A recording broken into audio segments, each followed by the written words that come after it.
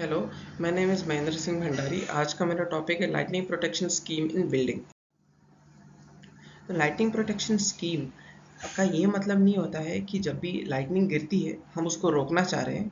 Lightning protection scheme का मतलब ये होता है, सिस्टम का मतलब ये है कि जब भी लाइटनिंग गिरना चाह रही है तो हमारे जो अंदर कॉम्पोनेंट, बिल्डिंग में जो कॉम्पोनेंट्स और इक्विपमेंट लगे हुए हैं, हम उनको कितना ज़्यादा डैमेज होने से बचा सकते हैं।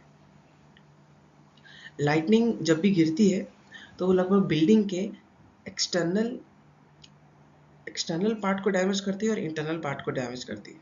तो उसके लिए दो प्रोटेक्शन होते हैं, internal protection system and outer protection, external protection system.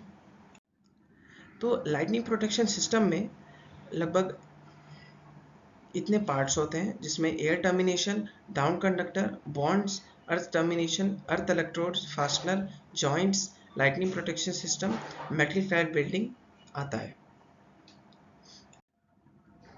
तो अभी इनका एक्सप्लेनेशन और इनकी टर्मिनोलॉजी समझी जाए तो एयर टर्मिनेशन में it means it has a critical role capturing the fullness of the lightning strike current and challenging the safely to the conductor network to protect the building.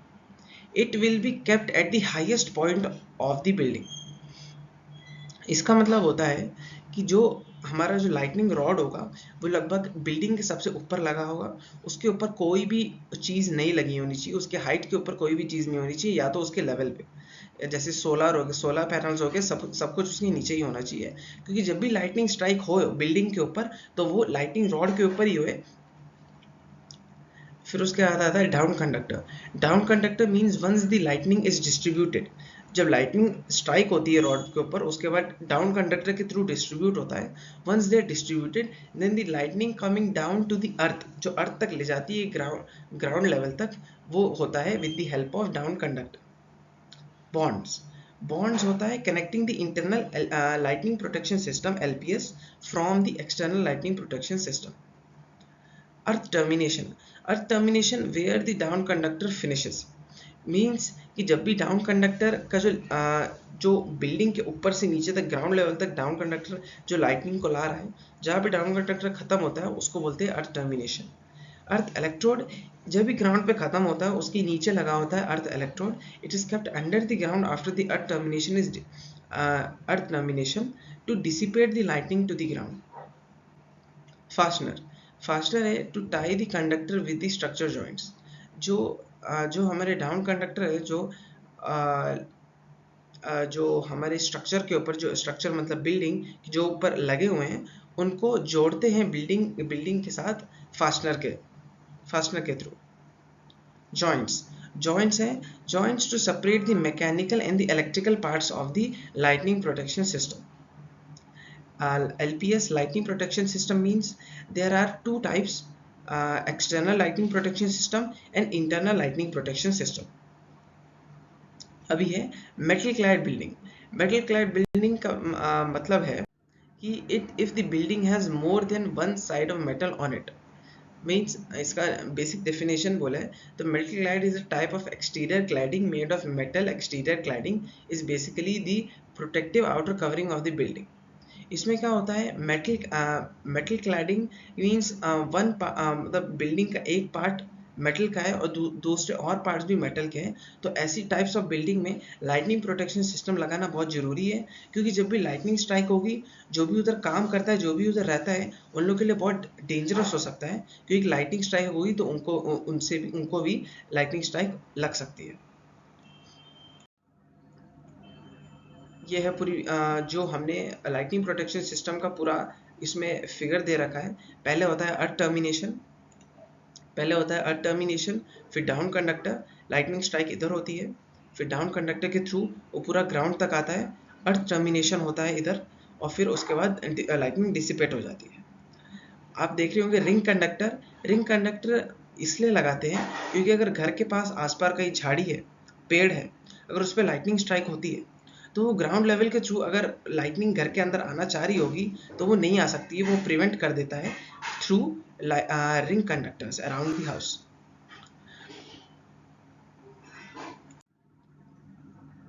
फिर आता है points to be considered for lightning protection system. तो सबसे पहला है lightning discharge. Lightning discharge unidirectional होता है, it is always from air to ground.